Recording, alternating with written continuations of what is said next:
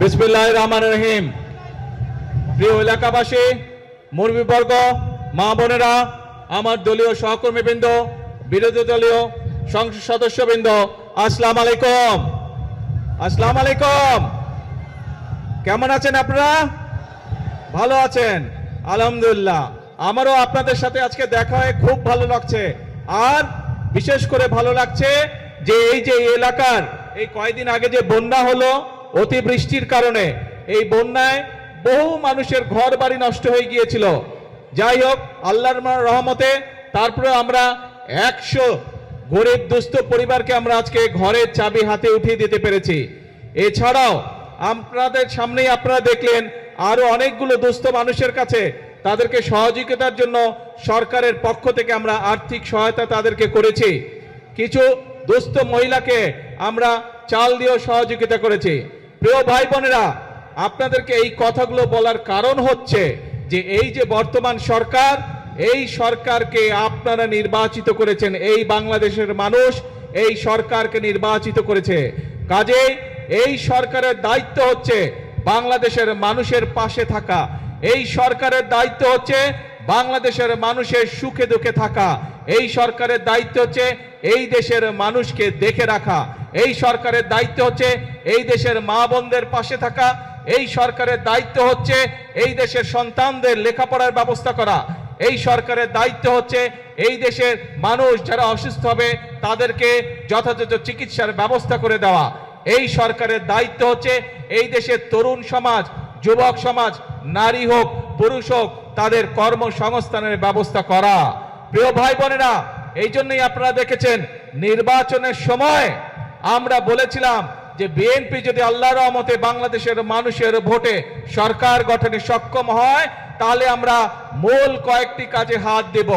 তার মধ্যে একটি কাজ ছিল এই দেশের মায়েদেরকে সহযোগিতা করার জন্য, এই দেশের নারীরা যাতে স্বাবলম্বী হতে পারে সেই জন্য আমরা বলেছিলাম আমরা ফ্যামিলি কার্ড ঘরে ঘরে পৌঁছাবো, যেটি আমির খসরু সাহেব ওনার বক্তব্যে বলেছেন।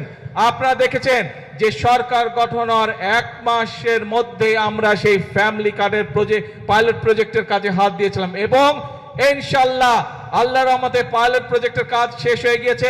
এই মাসের 16 তারিখ থেকে আমরা এই ফ্যামিলি কার্ডের কাজ শুরু করছি এবং ইনশাআল্লাহ সমগ্র বাংলাদেশে এই বছর 26-27 অর্থ বছরে আমরা প্রায় 41 লক্ষ পরিবারের মায়ের হাতে আমরা এই ফ্যামিলি কার্ড ইনশাআল্লাহ তুলে দিব এবং ইনশাআল্লাহ আপনাদেরও এই এলাকায়, এই অঞ্চলে, এই উপজেলার মধ্যে ইনশাআল্লাহ 10 থেকে 12 হাজার পরিবারের হাতে আমরা ফ্যামিলি কার্ড এই আগামী অর্থ বছরের মধ্যে তুলে দিব এবং আগামী 4 বছর ধরে এটি চলবে। আরো অনেক মা বোনেরা এই ফ্যামিলি কার্ডের আওতায় আসবেন। কেন আমরা ফ্যামিলি কার্ড দিয়েছিলাম? আমাদের ফ্যামিলি কার্ড দেওয়ার উদ্দেশ্য ছিল, লক্ষ্য ছিল যাতে ভাইদের পাশাপাশি যাতে বোনেরাও সংসারের হাল ধরতে পারে, একটি স্বাবলম্বী পরিবার গড়ে তুলতে পারে, সন্তানদের লেখাপড়া দেখতে পারে, সন্তানদের স্বাস্থ্য সেবা যাতে দিতে পারে মায়েরা। সেই জন্য মাদের হাতকে শক্তিশালী করার জন্য আমরা এই ফ্যামিলি কার্ডের ব্যবস্থা করেছি। শুধু ফ্যামিলি কার্ডই নয়, ফ্যামিলি কার্ডের পাশাপাশি আমরা কৃষক কার্ডেরও ব্যবস্থা করেছি।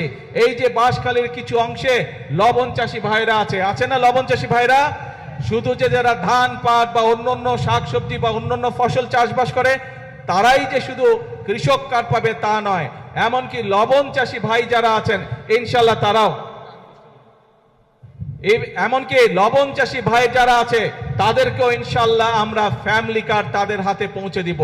এবং এখানে একটি কথা এসছে যে লবণের মূল্য নির্ধারণ করে দেওয়া, আলোচনা করে আমরা ইনশাআল্লাহ লবণের মূল্য নির্ধারণ করেছি। যেই মূল্য পেলে লবণ চাষী ভাইদের স্বাবলম্বিতা, অর্থনৈতিকভাবে তারা সচ্ছল হবে আস্তে আস্তে। ইনশাআল্লাহ আগামী কিছুদিনের মধ্যে আমরা সেই দামটি আমরা সকলকে জানিয়ে দেব, যার ফলে লবণ চাষী ভাইদেরকে আর আগের মতন কষ্ট পোহাতে হবে না। প্রিয় ভাই বোনেরা, আজকে আমি মাতার বাড়ি গিয়েছিলাম, মাতার বাড়িতে পুরা দেখে আসলাম এবং শুধু মাতার বাড়ি নাই, সেই চট্টগ্রামে মিরেশসরাই থেকে শুরু করে সমগ্র অঞ্চলকে আজকে আমি দেখেছি, হেলিকপ্টারে আমি দেখেছি। কেন দেখেছি? কারণ এই যে আমাদের সামনে বিশাল সমুদ্র, এটি হচ্ছে এই বাংলাদেশের সম্পদ, এই দেশের সম্পদ। এই যে বিশাল সমুদ্র এই সমুদ্রের মালিক হচ্ছে এই বাংলাদেশের জনগণ, এবং সেজন্যই এই সমুদ্রকে কিভাবে ব্যবহার করে বাংলাদেশের মানুষের তাদের জীবন ব্যবস্থা উন্নত করা যায়, কিভাবে আমরা সেটি এইখান থেকে শুরু করে সেই মিরেশ্বর পর্যন্ত মাতারেবের পর্যন্ত কিভাবে আমরা বিভিন্ন মিল ফ্যাক্টরি স্থাপন করার মাধ্যমে এই দেশের মানুষের কর্মসংস্থানের ব্যবস্থা করতে পারবো, এই দেশের মানুষের ব্যবসা বাণিজ্যের ব্যবস্থা করতে পারবো, সেই পরিকল্পনা কিভাবে গ্রহণ করা যায় তার জন্য আজকে আমি মাতার বাড়ি গিয়েছিলাম। এবং খুব স্বাভাবিকভাবেই প্রিয় ভাই বোনেরা, আমাদের কয়েকদিন আগে আপনারা দেখেছেন চট্টগ্রামে আমির খসরু সাহেব এবং সালাউদ্দিন সাহেব দুজনের গিয়েছিলেন চায়নাকে আমরা একটি বিরাট বড় জায়গা দিয়েছি। এই যে চায়না থেকে আমি ঘুরে আসলাম, তাদের সাথে আমি কথা বলেছি, সেখানে তারা কয়েক শত মিল কারখানা তৈরি করবে এবং এই মিল কারখানাগুলোতে সমগ্র চট্টগ্রামের মানুষ ইনশাআল্লাহ সেখানে কাজ করার সুযোগ পাবে। তার ফলে আমাদের যেমন একদিকে বেকার সমস্যার সমাধান করা সম্ভব হবে, একই সাথে আমরা ইনশাআল্লাহ বহু বৈদেশিক মুদ্রা অর্জন করব। যেই বৈদেশিক মুদ্রা অর্জন করার মাধ্যমে আমরা এই দেশের অর্থনীতি শক্তিশালী করব, সেই বৈদেশিক মুদ্রা দিয়ে আমরা এই দেশের মানুষের, এই দেশের সন্তানদের শিক্ষা ব্যবস্থাকে গড়ে তুলব। সেই বৈদেশিক মুদ্রা অর্জনের মাধ্যমে আমরা এই দেশের বাংলাদেশের মানুষের স্বাস্থ্য সেবাকে আমরা গড়ে তুলব। আপনারা নিশ্চয়ই এর মধ্যে জানতে পেরেছেন যে আমরা যে উপজেলা পর্যায়ে যে 50 সদস্যের যে হাসপাতাল আছে, 50 বেডের যে হাসপাতাল আছে, এই 50 বেডের হাসপাতালে 30 বেড করে গিয়েছিলেন শহীদ রাষ্ট্রপতি জিয়াউর রহমান। পরবর্তীতে বেগম খালেদা জিয়া যখন সরকার গঠন করেছেন, বাকি 20 বেড যোগ করেছিলেন উনি।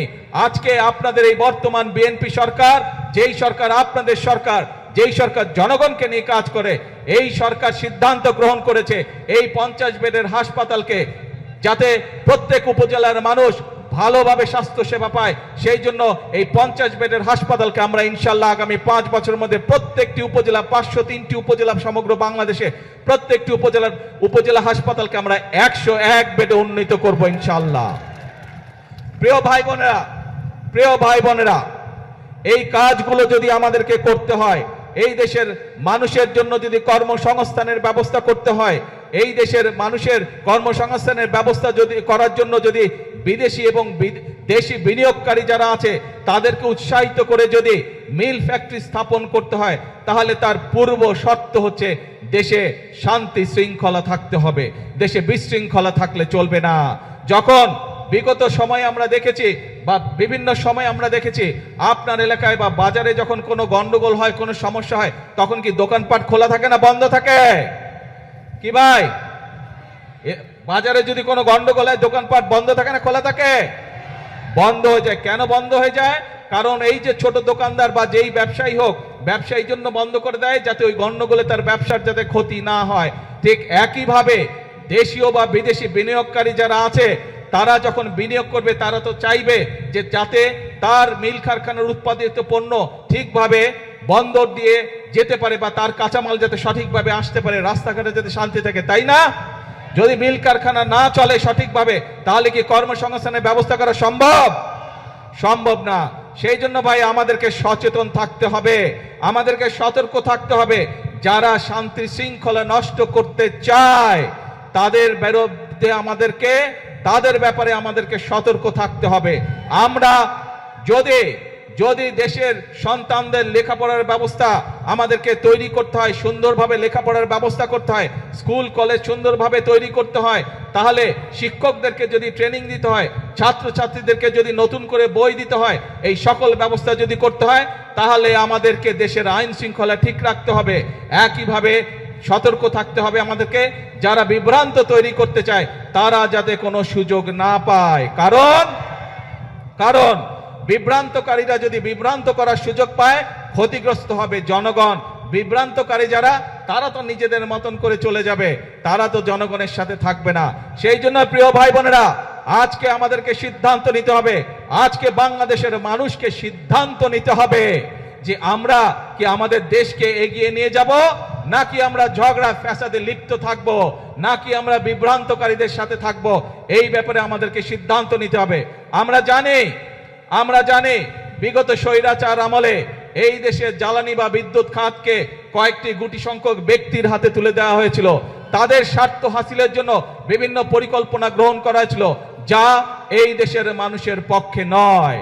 খুব স্বাভাবিকভাবে সেই জ্বালানি ব্যবস্থা বা বিদ্যুৎ ব্যবস্থা যেটি অপরিকল্পিতভাবে যেই ব্যবস্থা গুটি কয়েক মানুষকে সুবিধা দিয়েছিল, সেটি যদি জনগণের স্বার্থে সেই পরিকল্পনা করতে হয়, স্বাভাবিকভাবে কিছু সময়ের প্রয়োজন।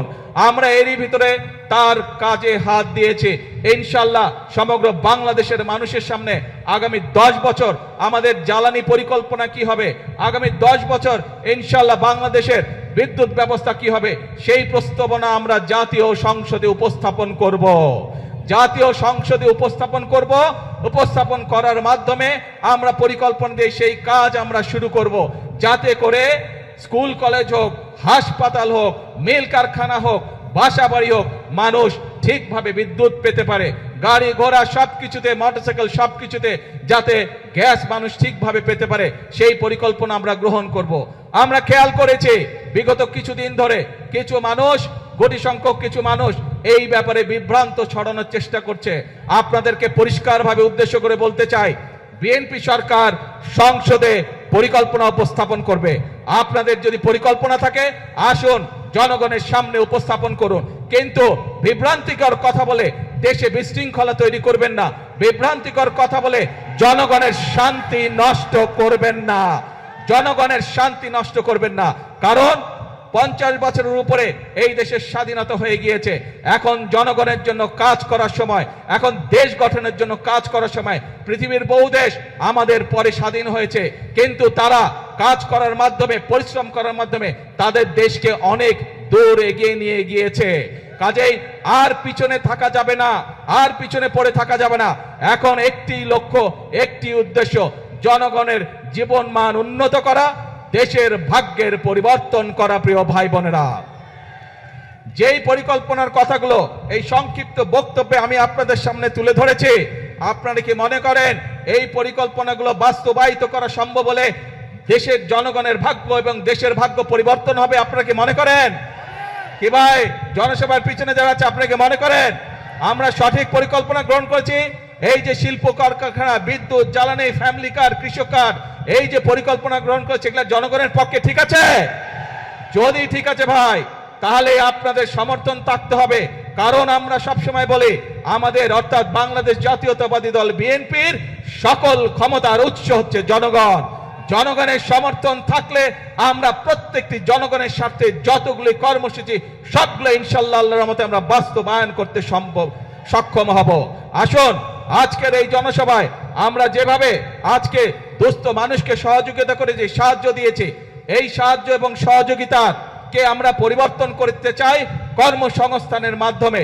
সেটি দেশের ভিতরে হোক, সেটি আমাদের তরুণ সমাজের সদস্যদেরকে বিভিন্ন প্রশিক্ষণের মাধ্যমে বিদেশে প্রেরণ করাই হোক না কেন। অর্থাৎ আমরা চাই প্রত্যেকটি বাংলাদেশের প্রত্যেকটি মানুষ, 20 কোটি মানুষের 40 কোটি হাত, প্রত্যেকটি হাত শ্রমিকের হাতে রূপান্তর করতে চাই আমরা, যাতে করে প্রত্যেকটি মানুষ দেশ গঠনে ভূমিকা রাখতে পারে, যাতে করে প্রত্যেকটি মানুষ নিজের হাতের পরিশ্রমের মাধ্যমে নিজের এবং পরিবারের ভাগ্যের পরিবর্তন করতে চায়। আমরা সেই বাংলাদেশকে গড়ে তুলতে চাই, আমরা সেই বাংলাদেশের জন্য অপেক্ষা করেছি। কিন্তু অপেক্ষা করলে, বসে থাকলে চলবে না, আমাদেরকে কাজ করতে হবে, আমাদের ফসলের উৎপাদন বৃদ্ধি করতে হবে, আমাদেরকে মিল কারখানা স্থাপনের মাধ্যমে আমাদেরকে কর্মসংস্থান এবং শিল্পের বিপ্লব আমাদেরকে ঘটাতে হবে। প্রিয় ভাই বোনেরা, আসুন আজকের এই জনসভায় আমরা সেই শপথ গ্রহণ করি, সেই প্রতিজ্ঞা গ্রহণ করি যে বাংলাদেশের মানুষ আর বিভ্রান্ত হবে না, বিভ্রান্তকারীদের কোন রকম প্ররোচনায়। বাংলাদেশের মানুষ এখন সামনের দিকে যাবে, বাংলাদেশের মানুষ নিজেদের ভাগ্যের পরিবর্তন করবে, বাংলাদেশের মানুষ একই সাথে তার দেশের ভাগ্যের পরিবর্তন করবে। এবং সেই জন্যই আমরা বলি, করব কাজ, করব দেশ, সবার আগে করব কাজ, করব দেশ, ইয়েস, সবার জন্য বাংলাদেশ। আজকে তাহলে এই পর্যন্ত থাকলো। আপনারা নিশ্চয়ই খেয়াল করেছেন, 1 মিনিট ভাই, স্লোগান দিস না ভাই, স্লোগান দিস না, কথা শুন ভাই, কথা বলতে দে, শান্ত হয়ে বস। আপনারা সবই হবে, ধৈর্য ধরতে হবে, ধৈর্য ধরতে হবে, সবই হবে। আপনাদের এই এলাকায় চট্টগ্রাম থেকে আমরা রাষ্ট্রের, ভাই সময় লাগবে তো বেরিবাদ নাকি? এতক্ষণ কি বললাম কিছুই বুঝলো না। বসো। আপনাদের চট্টগ্রাম থেকে আমরা দুইজন গুরুত্বপূর্ণ ব্যক্তিকে সরকারের গুরুত্বপূর্ণ দুইটি মন্ত্রণালয়ের দায়িত্ব দিয়েছি। একটি হচ্ছে অর্থ মন্ত্রণালয় আর একটি হচ্ছে স্বরাষ্ট্র মন্ত্রণালয়। যেই বিভাগে এরকম দুটি গুরুত্বপূর্ণ মন্ত্রণালয়ের দায়িত্বে নিয়োজিত দুইজন ব্যক্তি আছে, সেই এলাকার উন্নয়ন কেউ ঠেকিয়ে রাখতে পারবে না ইনশাআল্লাহ। আজ এই পর্যন্ত থাকলো, এরপরে যখন কাজ শুরু হবে ইনশাআল্লাহ আপনাদের সাথে আবার আসবো, আবার দেখা হবে। আর বেড়িবাঁধ এইটি আমাদের মূল পরিকল্পনার একটি অংশ, ইনশাআল্লাহ বেড়িবাঁধের কাজও শুরু হবে। আল্লাহ হাফেজ। বাংলাদেশ জিন্দাবাদ, বাংলাদেশ জাতীয়তাবাদী দল জিন্দাবাদ। আসসালামু আলাইকুম।